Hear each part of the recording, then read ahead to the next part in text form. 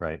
But Joe Sure. Biden's your friend. So talk about just you're a good storyteller. What's happened as far as you're concerned in the race from the day Joe Biden stepped down till now? How would you describe just sort of the narrative of how we got to where we are now and where you think the race stands? Well, I think that the party has been energized by Kamala Harris. I think that people have become comfortable with her as the leader of the party. She performed exceedingly well in the debate with Trump. And I think she goes into this last weekend with some momentum. And I think Trump has helped along the way.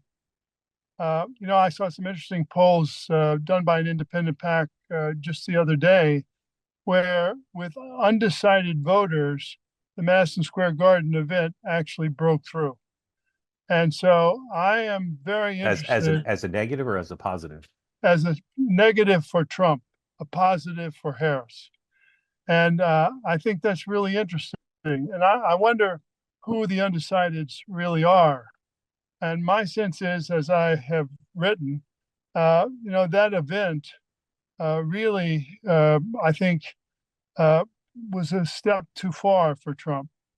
There are thousands, maybe even millions of Trump supporters who had coaches tell them, discipline yourself, be unselfish, respect your opponent.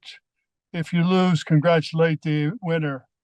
And I think that that event actually reminded them that that's not who Trump is, that he demeans those values at every chance he can get. And so I think some Republicans might very well have pulled off into the undecided category because of that one event. Now, obviously, that meant something to me because that's where I played basketball for 10 years.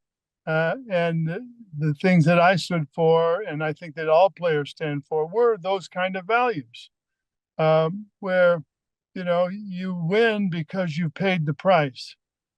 You win because you've had discipline. You're unselfish. You respect your opponent and your teammates, and you had to take responsibility for yourself.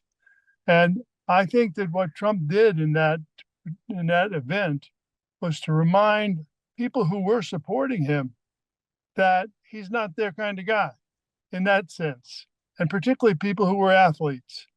They've heard their coaches say all these things, and Trump demeans those values every day. So I look at this and say that was an event